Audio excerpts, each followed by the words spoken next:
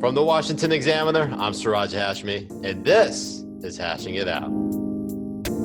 I'm joined by Tom Rogan, commentary writer for the Washington Examiner, covers foreign affairs and foreign policy. Tom, thanks so much for joining us. Thanks for having me. We want to talk a little bit about Belarus because there's a lot going on there involving the presidential election. So what can you tell us about the situation that's currently happening in Belarus? Well, there was an election, really a week ago on Sunday, and Alexander Lukashenko, who has ruled Belarus as an effective dictator for the last 26 years, is believed by really all objective observers to have been defeated in that election. But rather than concede, he essentially stuffed the polling boxes, or at least manipulated the polling boxes to give himself an 80% vote share. Pretty ludicrous claim of victory. That has precipitated massive protests across Belarus, and a growing anger. In response to that, Lukashenko has employed his security forces to essentially try and beat the people into submission, and has engaged with his ally, although it's an ally with which he's had increasing tensions recently, but his ally Vladimir Putin, to consider having Russian security forces come and support him against the protests. But the protests show not. Yeah. Oh no, I was just going to say. I mean, they protest in Belarus this week in Minsk. They've recorded to be the largest on record that they've ever had against the government for this, election rigging. And in many ways, it's kind of interesting looking at it from here in the United States, because with the presidential election coming up in November in less than 3 months, many Trump critics are considerably concerned that President Trump might try to do the same, which might be a topic for another day, but I feel like it's important to at least throw it out there, because at least in the context of what we're trying to learn here. But telling me a little bit more, I mean, who is Alexander Lukashenko? I mean, what type of leader is he? How has he governed the country? I mean, how much support does he have? Well, he's kind of a strong man of the Eastern Central Europe tradition, the old Soviet tradition. He's been in power for 26 years, as I said.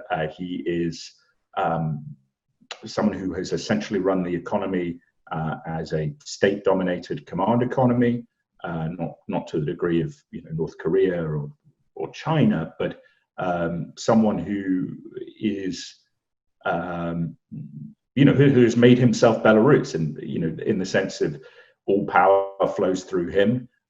He's the supreme authority, and in the past year, particularly, he has tried to, or the past couple of years, he's tried to perhaps distance himself from Vladimir Putin over Putin's change to certain energy deals that Belarus is a party to. Secretary of State Pompeo met Lukashenko in Minsk in February, and up until these protests, there was this idea of Belarus perhaps moving closer to the European Union, American orbit, as compared to the Russian orbit. But the protests seem to have put an end to that, in the sense that both the European Union and the US have condemned Lukashenko, and he has, essentially asked Putin for support. So, I mean, yeah, you mentioned this sort of frayed relationship, albeit, strained relationship or strained friendship between Lukashenko and Vladimir Putin.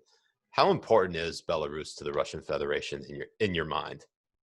It's very important, primarily because Russia sees it as, an outpost of pro-Russian governance, but also because of its geographic position alongside the Baltic states and Poland, NATO member states. But the Russians view Belarus, therefore, as sort of a stopping ground for any prospective NATO attack on the Russian Federation. Of course, that's not going to happen, but it's essentially seen as a buffer by the Kremlin and a friendly client state the degree to which a client or an independent state is, comes and goes, but Lukashenko's request for support from Putin, I think, is indicative of ultimately his recognition of Russia as the guarantor of his, position in power. Up obviously until this presidential election in which Lukashenko allegedly rigged the presidential election and gave himself 80% of the vote. How important was Belarus to the United States? You mentioned the European Union possibly swaying away from Vladimir Putin and into the US and EU's arms. Tell us a little bit more about that. Yeah, so really it's a question of Belarus's access to energy supplies and the price that it has to pay, or the measure of subsidy Russia gives in terms of those energy supplies. But I think the key point would be that the European Union and the United States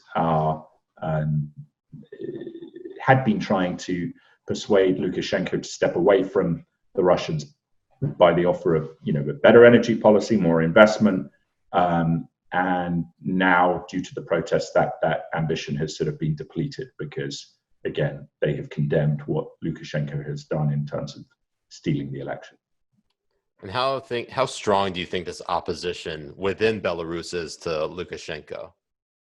I think it's very strong. I mean, we've seen, in those few polling stations where accurate results were released, the primary opposition candidate, who's a woman, was seen to quite resoundingly beat Lukashenko. But in terms of the protests out on the streets, there has been growing momentum, I think, in favor of the protest movement.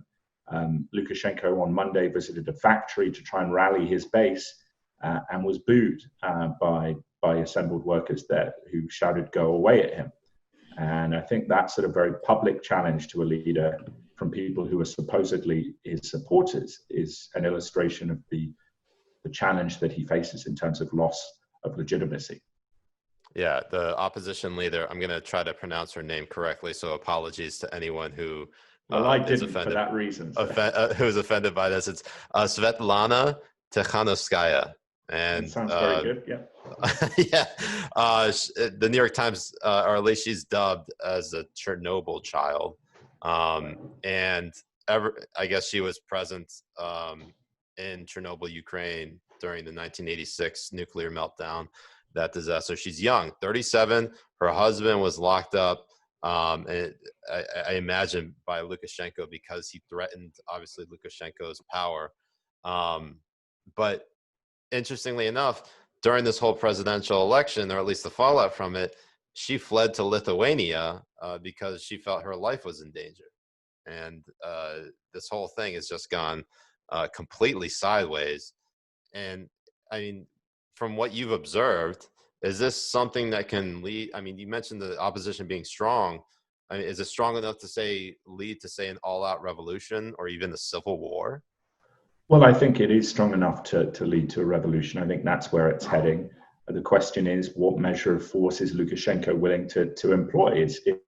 If he starts gunning down people, he would face, I think, very significant sanctions. And I think Vladimir Putin's concern would be that Russia would face associated sanctions from the West due to his support for Lukashenko. But if he does not back down, or if he does not take that action, I think the momentum moving against him puts him in a very difficult position. So it's a question as to what will happen. Yeah, I mean, we've actually seen a number of protesters die at the hands of police during these crackdowns. I mean, last time I saw was only a couple. I mean, has it been worse than what has been reported? Yeah, I mean, there have been a lot of beatings, torture of political prisoners, intimidation. A number of people have been killed. It's not, dozens of people, but the repression is significant, and the indications are that Lukashenko might consider, taking more aggressive action. So we will just have to keep watching to see what happens. Yeah. Speaking of seeing what happens, you mentioned obviously the U.S. response has been condemnatory towards Lukashenko and Putin, but I mean, this is one of those things where it's a ticking time bomb. It could very well spill over, as you mentioned. What in your mind is the likeliest outcome? Well, I think that the likeliest outcome is that Lukashenko he leaves power, goes to Russia, and that a candidate acceptable, or whether it's the opposition, as it is now, or another candidate. I mean, whoever comes in, I think, is likely to be, somewhat of a reformer, but someone that the Russians tolerate. Because if it's not, someone tolerable to the Russians, I don't think they will allow it, and they will use whatever force they believe is necessary to prevent that outcome. Well, Tom Rogan, commentary writer for the Washington Examiner, thank you so much for joining us. Thank you very much.